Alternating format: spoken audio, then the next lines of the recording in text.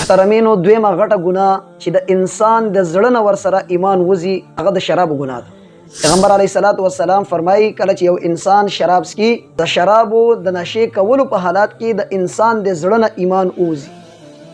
چې یو مسلمان په شرابو څکلو کې مبتلا وي، خدای نه خواسته په ده باندې مرګ راغی، د شرابو څکلو په حالت کې د نشې په حالت کې د دنیا نه لاړ، محترمینو الله دې بیا رحم وکړي چې د ده به څه انجام.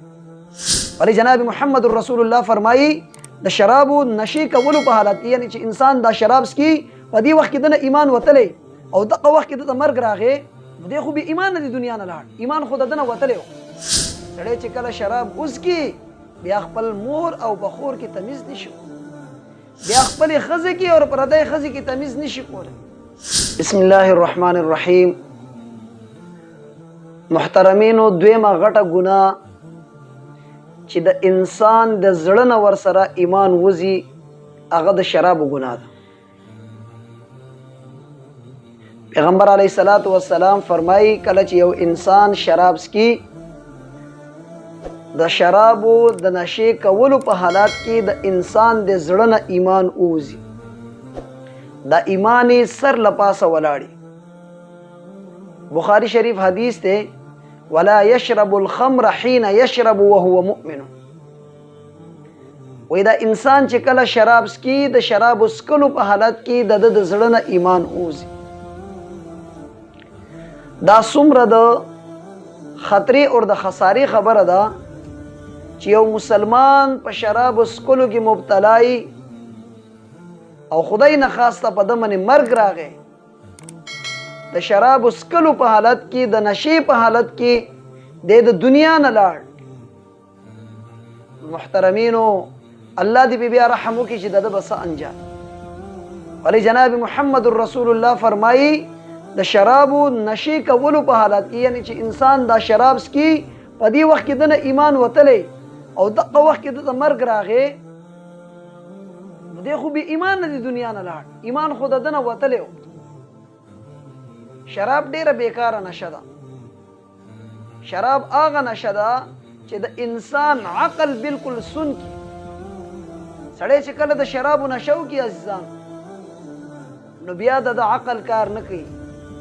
داسې ټایم کې انسان خپل د زړه رازونه خلکو ته وایي، که یو ګناه تې شوی هغه ګناه هم خلکو ته بیانوي، نو دنیا کې هم خلک په ځان منې خبرې او آخرت دپاره خپل په ځان منې ګواهان نیسي. دارنګې انسان خپلې کمزوریانې د نشې په حالت کې خلکو ته وښيي. هغه کمزوري چې د هغه فیملي ته نه خبر، ملګري یاران دوستان ته نه خبر، دشمنان ته نه خبر، خپل پردي ته نه خبر، کله چې د شراب وڅکي بیا د عقل کار نه کوي، د خپلې ټولې کمزوریانو خلکو ته بیان. نو دا کمزوریان چې د خلکو ته وښيي دا د بلیک میل کولو دپاره هم یو سبب جوړي. او د شرابو ټولو کې غټ نقصان دنیا کې څه دی؟ سړی چې کله شراب وڅکي بیا خپل مور او بخور کې تمیز نشي، بیا خپلې ښځې کې او پردۍ ښځې کې تمیز نشي کولی. الله دې نه کړي چې یو مسلمان د لاسه د چا عزت خراب شي. الله رب العالمین ته د خانه کعبې د عزت نه سوا د یو انسان عزت زیات مقدم. او شراب دومره ګنده نشه ده چې انسان بیا پکې د بل مسلمان خصوصا د یو مسلمان ښځې بې عزتي کوي. که شراب یو ښه شی وی دنیا کې، الله رب العالمین به قرآن عظیم الشان کې منع نه کوله. نن سبا به څه شرابیانې څه به یې نشئ. عربو خلکو شرابو سره ډیره مینه کوله، په زرګاو باندې نومونه دي د شرابو، او بالکل ایک نمبر شراب به جوړول، خپله ورسره لوښي وو، په خپله د دې کار ماهر وو، د کجورو د انګورو او د وربشو شراب به جوړول، او دومره زبردست شراب به وو چې د هغې ثاني اور مثل نن سبا زمانه کې نه ملاوي. الله طریقې سره اول نه یې ووایي چې دې کې فایده کمه ده او نقصان یې زیات دی. قل فیهما اثم کبیر ومنافع للناس.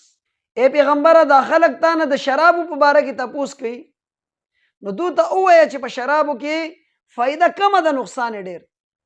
بیا په دویم ځای کې پیغمبر علیه الصلاۃ والسلام ته الله رب العالمین فرمایي چې کله تاسو نشه کړي نو مانځه کې مه درېږئ، یعنی د مانځه په وخت کې تاسو لا نشه کول نه دي پکار، دې ځای کې اول نه منع وکړه. بیا الله تبارک وتعالی بالکل د شرابو بیخکني وکړه په قرآن عظیم الشان سوره مائده کې وفرمایل انما الخمر والمیسر والانصاب والازلام رجس من عمل الشیطان. شراب سره دا باقی شیان هم ذکر کړل، الله فرمایي چې دا ټول شیطانی اعمال دي. فاجتنبوه، الله وی د دین ځان وساتئ، واتقوه، دا هغه الله نه ویریږئ، لعلکم ترحمون، چې په تاسو باندې رحم وکړي. الله رب العالمین چې څنګه ماته ته د ډیرو شیانو حکم کړل چې دا کار کوه، نو دارنګې د ډیر شیانو منع هم کړل. په هغې منهیاتو کې یو شراب. الله رب العالمین انسان د پاره هغه شی حکم کوي چې دله پکې فایده او د هغه شی نه انسان منع کوي چې د انسان نقصان وي. نو زما محترمینو د شرابو دنیاوي هم ډیر نقصانات. سړی کاروبار هم بس اوقات د شرابو نشي دی وجه نه خراب شي، د دومره د دې عادت شي، دومره د تلت ولګيږي چې د سره بیا د دې نشي نه علاوه بل کار فرصت نه، تیار کاروبار خراب شي. یا په دې نشي حالت کې د په جوارۍ منی ووړي، شراب چې څوک اوس کې د مستی بیا په جواریانو منی ووړي، په هغه جوارۍ کې کمپنۍ وبېلي، کورونه وبېلي، مالونه وبېلي، تر دې پورې العیاذ بالله خلکو پکې ښځې بېللي په جوارۍ، نشه یې کړي، جواریانې کوي، نور څه پاتې نه شي، ښځه په ده ولوي. نو دا څومره بیکاره عمل. کله چې د شرابو حرمت حکم راغی، تاریخ هغه منظر وکته چې د مدینې په ګلو کې د اوبو په ځای د شرابو نه دی روان. سبحان الله. صحابه کرامو د الله په دین باندې، د الله په حکم باندې دارنګې عمل و.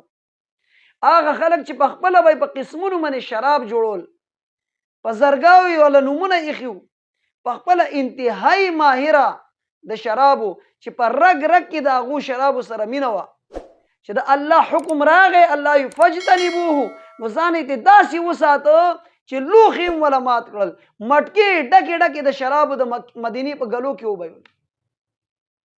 دې ته ویل کېږي د الله د حکم اتباع، د الله اطاعت، د الله فرمان برداری. او اخروي څه نقصانات دي، د قیامت پر ورځ الله تبا انسان جواب دی. الله رب العالمین به دې تپوس کوي چې تا څنګه شراب څکلو، ما قرآن عظیم الشان چې لېږلی، ما په قرآن کې منع نه وکړې چې شراب مسکئ، دا شیطانی عمل دی. پیغمبر تاسو ته منع نه وکړې، محمد رسول الله نه ویلي چې کله انسان شراب سکي په دې حالت کې د انسان د زړه نه د ایمان نور وځي.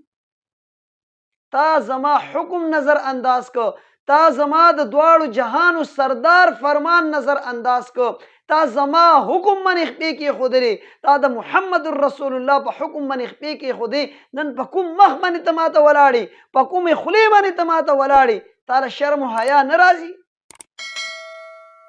او الله دې معافي وکړي که چېرته دا انسان دا شرابي جهنم ته لاړ. پیغمبر علیه الصلاۃ والسلام فرمایي په جهنم کې شرابي سړي دپاره نوره سزا خو خپل په ځای ده، خو چې کوم سړي په دنیا کې شراب څکلي، الله به د جهنمیانو وینې او نونه په شرابي سړي په جهنم کې څکوي. دا نو، دا وینه، دا زولې چې د انسان د یو د جهنمي د جسم نه په جهنم کې وځي، دا دومره بدبوداره دي که د دې یوه قطره الله د دنیا